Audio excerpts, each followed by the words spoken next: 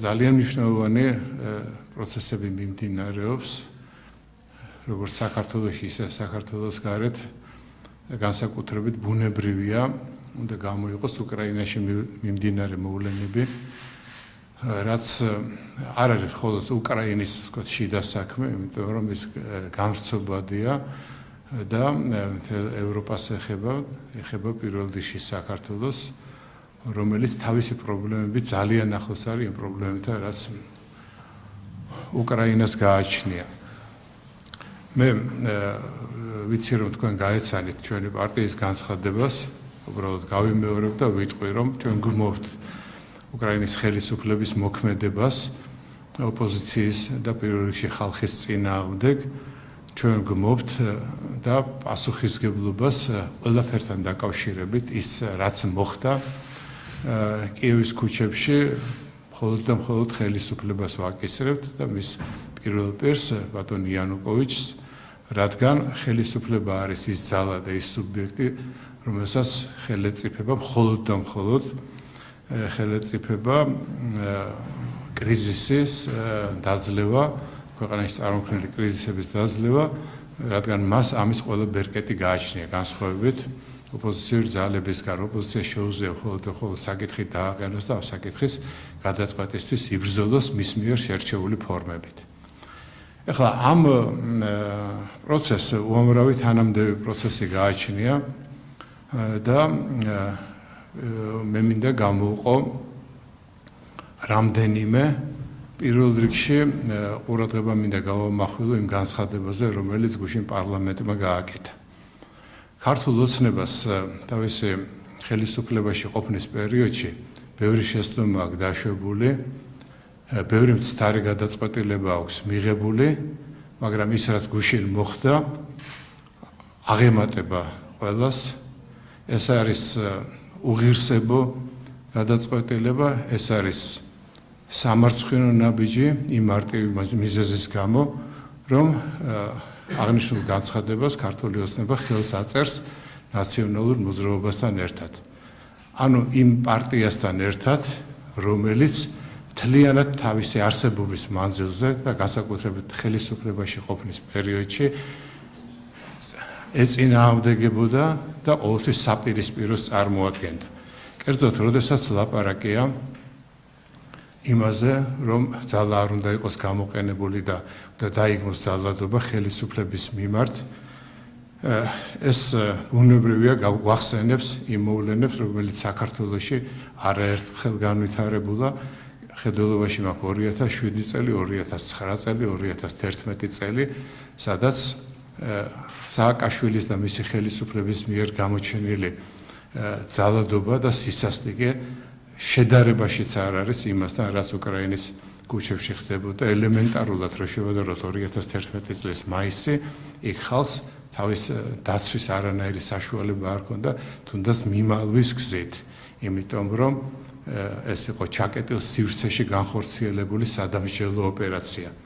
განსაკუთრებით მძიმე ამ განცხადების ხელისმოწერა იმ ფონზე, როდესაც ნაციონალური მოძრაობის თავმჯდომარე ისევ მიხეილ სააკაშვილია და როდესაც ნაციონალური მოძრაობის გენერალური მდივანი ისევ ვანო მერაბიშვილია და განსაკუთრებით იმ ფონზე, როდესაც მიმდინარეობს სასამართლო პროცესი სწორედ იმ მოვლენებთან დაკავშირებით, რომელიც ფასდება როგორც ძალადობის სასტიკი ფორმით გამოვლინება ნაციონალური მოძრაობის ხელისუფლების მხრიდან. ეს პროცესი დღესაც მიმდინარეობს თბილისის საქალაქო სასამართლოში და შეგვიძლია ერთმნიშვნელოვნად ვილაპარაკოთ იმაზე, რომ ხელისუფლებამ აქ ძალიან მძიმე დანაშაული ჩაიდინა. ეხლა რაც შეეხება დემოკრატიასთან დაკავშირებით, ეს ძალადობის დაგმობაზე გითხარით, რაც შეეხება დემოკრატიულ პროცესებზე აპელირებას, რაც შეეხება ევროპულ და დასავლურ ღირებულებებზე აპელირებას, აქაც ზუსტად იგივესთან გვაქვს საქმე, ნაციონალური მოძრაობა მთელი მოღვაწეობის მანძილზე იყო ანტიდემოკრატიულობის, ანტიდასავლურობის, ანტიევროპულობის მაგალითი და ბუნებრივია, რომ მასთან გვერდზე დგომა მასთან ერთად განცხადებების კეთება ამ თემაზე არის სამარცხვინო და ვიმეორებ ეს ის ლაქა, რომელსაც ქართული ოცნება ვერ ჩამოირეცხავს. და კიდევ ერთხელ წუნდებით იმაში, რომ ქართული ოცნება ისევ და ისევ ნაციონალური მოძრაობის კარნახით მოქმედებს. მუდმივად დაძდევს ეს შიში და ვერ განთავისუფლდება ამ შიშისგან, რომ მისი გადაწყვეტილებები როგორ იქნება მიღებული ნაციონალური მოძრაობის წარმომადგენლების მხრიდან და რა კრიტიკა შეიძლება მოყვეს მას. აი ამის ფარგლებში მოქმედებს ხელისუფლებაში მოსვლის პირველი დღიდან. ვიმეორებ ეს არის ძალიან მძიმე. ეხლა მეორე თანამდები პროცესი კიევის მოვლენებს რაც უკავშირდება, ეს არის მე ცალკეული პარტიები მინდა გამოვყო ამასთან დაკავშირებით. დღეს ახლა რო უსმენთ და გაჯერებულია ქართული ტელეეთერი ამ მოვლენასადმი მიძღვნილი გადაცემებით, იქნება ეს ბრიფინგები, იქნება ესე განცხადებები ინტერვიუების სახით თუ იქნება ток-შოუები, ყველგან ლაპარაკი ერთმნიშვნელოვნად იმაზე, რომ პასუხისგებლობა ყველაფერზე, რაც კიევში ხდება, ეკისრება მმართველ ძალას იანუკოვიჩის ხელმძღვანელობით. და ეს არის რა თქმა უნდა სწორი პოზიცია. მაგრამ აქვე ვიხსენებ ისევ და ისევ 2011 წლის მაისის მოვლენებს, როდესაც პარტიების უმრავლესობა, ვინც განცხადება გააკეთა, პასუხისგებლობა გაანაწილა. ლაპარაკი იმ პარტიებზე, ვინც დღეს კიევის მოვლენებს ხელისუფლებას სამართლიანად ხელისუფლებას აკისრებს პასუხისგებლობას. პასუხისგებლობა გაანაწილა როგორც მაშინდელ ხელისუფლებაზე, ისე ოპოზიციაზე, ისე პროტესტის მონაწილეებზე. რაც არის დიდი აი ყველაფერს ამას შეიძლება უწოდოთ თვალთმოქცევა, ფარისევლობა და სიყალბე. იმიტომ რომ ეს პარალელი გვაძლევს ამ შეფასების ერთმნიშვნელოვნად გაკეთების საშუალებას. მე უფლება არ მაქვს არაუღენიშნო არ გამოვყო, ხო ამ იმაში მოვლენების დროს ერთად ვიყავით ქუჩაში, დემოკრატიული მოძრაობა და კახაკუკავას პარტია და ბუნებრივია რომ ამ ორგანიზაციებს არ გულისხმობ, ერთადერთი ვინც დამამახსოვრდა თავისი სწორი პოზიციით, მიუხედავად ამ პარტიისადმი ჩვენი არც თუ სიმპათიური დამოკიდებულებისა, ეს იყო დემოკრატიული მოძრაობა, გიორგი თარგამაძის განცხადება იყო მაშინ ყველაზე ადეკვატური და ყველაზე პრინციპულიც, იმიტომ რომ მან ხელისუფლების მოქმედება დაგმო მაშინ. ყველა დანარჩენი პარტია აკეთებდა ან ასეთ ვთქვათ გაორებულ განცხადებას, ან თავს იკავებდა შეფასებებისგან.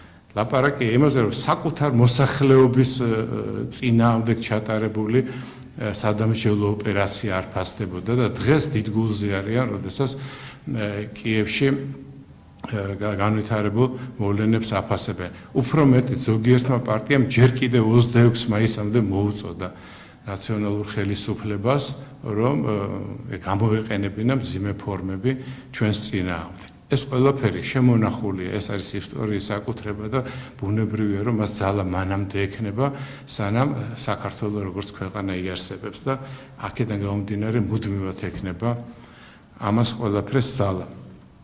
ეხლა რა მინდა კიდევ თქვა, თვითონ ეს პარტიები და ეს პოლიტიკური ფიგურები ხელისუფლებაშიც არიან, დღეს პარლამენტში არიან. ჩამონათვალის გაკეთება შეიძლება ძალიან მცირე იყო ისეთი, ვინც სწორი და სამართლიანი პოზიცია დაიჭირა, მაშინ და მათ აქვთ დღეს უფლება იმისა, რომ ასევე ისაუბრონ წარშეუხრელად უკრაინაში განვითარებულ მოვლენებზე. ესენი არიან, მე ჩამოვთვლი უბრალოდ ეკა ბესელია, ზაქრო ქუცნაშვილი, მანანა კობახიძე, გუგული მაღრაძე, ირაკლი სესიაშვილი. შეიძლება 1-2 კიდე არ მახსოვს და გამორჩა და მე მათთან ბუდის მოვიხდი. ყველა დანარჩენი ვერაფერს კარგ დანარჩენთან დაკავშირებით კარგს ვერაფერს ვერ ვიხსენებ იმ როდესაც ვაფასებ 2011 წლის მაისში განვითარებულ მოვლენებს. და მესამე თანამდები ეს არის საზოგადოებრივი ორგანიზაციების და საზოგადოების დამოკიდებულება და მათ შორის თქვენი კოლეგების, ჟურნალისტების დამოკიდებულება. აქაც ესე იცით რა არის, ვიც მაშინ გაჩნდა იმას არა დღეს უფლება რომ მილაპარაკოს. ამაზე უნდა თავხდებოდეთ, იმიტომ რომ ყველა საკითხს აქვს თავისი მორალური მხარე. სამართლებრივის გარდა და პოლიტიკურის გარდა აქვს თავისი მორალური მხარე. და ყველაფერი ახლა ერთად რომ მე უბრალოდ ერთ ფაქტს ვიტყვი 26 მაისის შემდეგ დაახლოებით ივლისისთვის დასაწყისამდე, ანუ ერთ თვეზე მეტი ხნის განმავლობაში 26 მაისის მოვლენები იყო ტელევიზიების მთავარი თემა, ტელეეკრანის მთავარი თემა და ამასთან დაკავშირებით ჩვენ აქციის მონაწილეებს და ორგანიზატორებს სიტყვის თქმის საშუალება არ გვეძლეოდა. მხოლოდ ორი ფაქტი დაფიქსირდა. ერთი პირველ აღზე ქალბატონ ნონა გაფრინდაშვილს ქონდა გამოსვლის საშუალება და ერთხელ მაესტროზე ქონდა ქალბატონ ნინო ბურჯანაძის გამოსვლის საშუალება. ეს ყველაფერი ძალიან მწარეა, ვიცი მოსასმენად ადრესატებისთვის, მაგრამ რომ არ თქვა, ამისი უფლება არ მაქვს, იმიტომ რომ მხოლოდ სიმართლე შეიძლება შექმნას საფუძველი ნორმალური სახელმწიფოს შენებისთვის. და ერთი რამ მინდა ვთქვა, ამას ყველაფერს მაინც საერთოდ საფუძვლად, აი ორმაგ სტანდარტს საფუძვლად უდევს ერთი რამ, ეს არის სილაჩრე, რადგან იანუკოვიჩი შორს არის. იანუკოვიჩი არის შუა საუკუნეების გადმონაშთი ელემენტარულად ინკვიზიტორი ამ სახით, რომელიც წარმოაჩინა დღეს კიევში. ის შორს არის და პასუხს ვერ მოთხოვს, ხოლო ძალაუფლებაზე მანიაკალურად შეყვარებული სააკაშვილი ახლოს იყო და მასგან საფრთხე იყო მოსალოდნელი და აი ამიტომ იწევდა ამ ადამიანებში აი ესეთი შეფასებების კეთების სურვილს. მე ვფიქრობ, რომ ეს თემა ამოვწურე და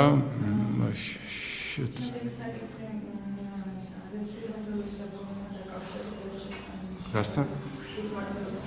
მე მინდა მასე მანამდე პროკურატურას შევეხო. აქაც ერთი რამდენიმე მნიშვნელოვან გარემოებას მინდა გაუსვა ხაზი. ახალ მთავარ პროკურორს თითქმის არავინ არ იცნობს, მაგრამ ეს არ არის პრობლემა, ეს არ არის მინუსი, იმიტომ რომ პროკურატურის თანამშრომელი არ არის პოლიტიკური ფიგურა და არ არის აუცილებელი მას საზოგადოება იცნობს, მას თავარია რომ მისი პროფესიონალიზმი აკმაყოფილებდეს მოთხოვნებს და იყოს სუფთა მისი დამოკიდებულება წარსულ საქმიანობაში. აქ უბრალოდ ორ გარემოებას მინდა მივაქციო თქვენი ყურადღება. ერთი ქალბატონი თია წულუკიანის პოზიცია. მან ერთი და იგივე შეცდომა ორჯერ გაიმეორა და აქედან გამომდინარე გვაქვს უფლება რომ ამაზე ხმამაღლა ვილაპარაკოთ. პირველად წინა მთავარ პროკურორთან დაკავშირებით მან თქვა რომ არ იცნობდა მას და ისე წარუდგინა პრემიერ-მინისტრს დასამტკიცებლად. რაც იყო ელემენტარულად კანონის უპატივცემულობა და საკუთარი თავის როგორც პოლიტიკური ფიგურისადმი უპატივცემულო დამოკიდებულება, პასუხისგებლობის დაბალი ხარისხის გამოვლენა.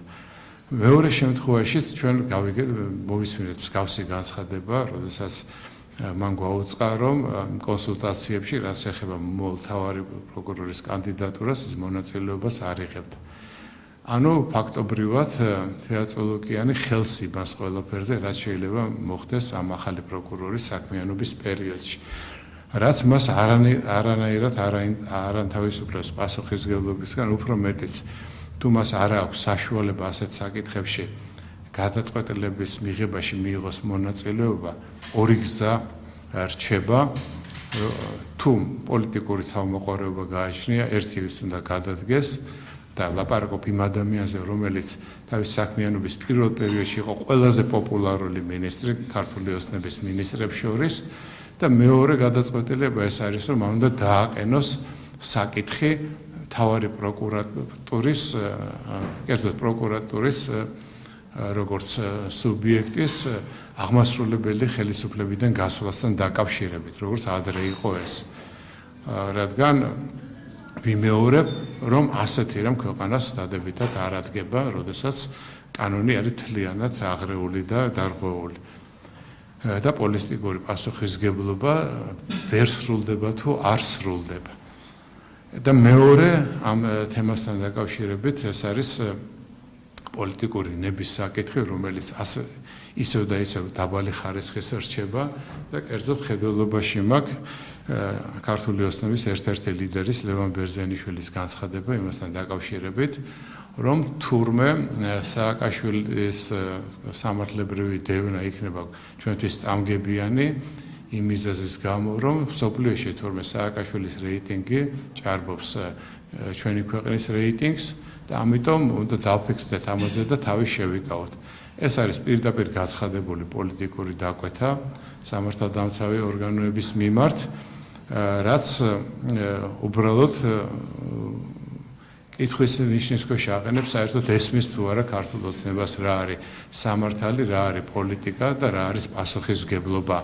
რადგან საწინააღმდეგო განცხადებები მე ამასთან დაკავშირებით არ მომისმენია საერთოდ ჩვენ შევეჩვიეთ, რომ ლევან ბერძენიშვილი აკეთებს ხოლმე ყველაზე არაპოპულარულ და ყველაზე ცუდად აღსაქმელ განცხადებებს, საზოგადოების მხრიდან ცუდად მისაღებ განცხადებებს ქართული ოცნების მხრიდან და ეს ერთგვარი, ვთქვათ, მოსინჯვა ხდება ხოლმე ამ საზოგადოების აზრის და მე მინდა უთხრა ქართულ ოცნებას, რომ საზოგადოებრივი აზრი არის კიცეთ შეკრული იმ მოთხოვნის გარშემო, რასაც ქვია სამართლიანობის აღდგენა და ეს ელემენტარულად არ გადაისინჯება.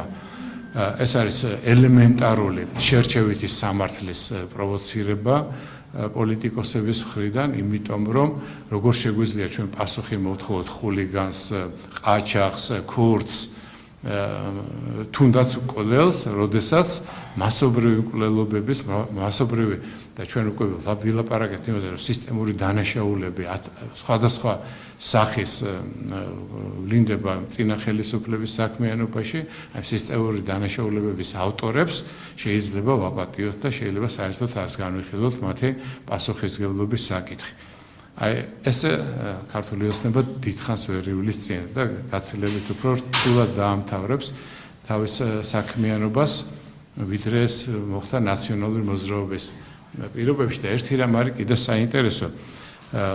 ბატონმა ირაკლი ღარიბაშვილმა თავის ბრიფინგზე, პირველ და ჯერჯერობით უკანასკნელ ბრიფინგზე გააკეთა განცხადება, რომ ის არ ცნობს ნაციონალურ მოძრაობას როგორც ოპოზიციას. გახსოვთ ეს ყველას, მე ვეთანხმები მას ამ განცხადებაში და უბრალოდ კითხავს, როგორ მოდის ის შესაბამისობაში იმ ყველაფერთან, რაზეც აქამდე ვილაპარაკეთ, თუნდაც კიევის მოვლენებთან დაკავშირებით და თუნდაც პროკურატურის საკითხთან დაკავშირებით. ეს მინდოდა მე თქვა ამ იმაზე, უბრალოდ ერთადერთი მინდა მოუწოდო ახალ თავარ პროკურორს, რომ მან ქმედოს კანონის ფარგლებში დაარა პოლიტიკური გარკვეული პოლიტიკური სუბიექტების ინტერესების ფარგლებში.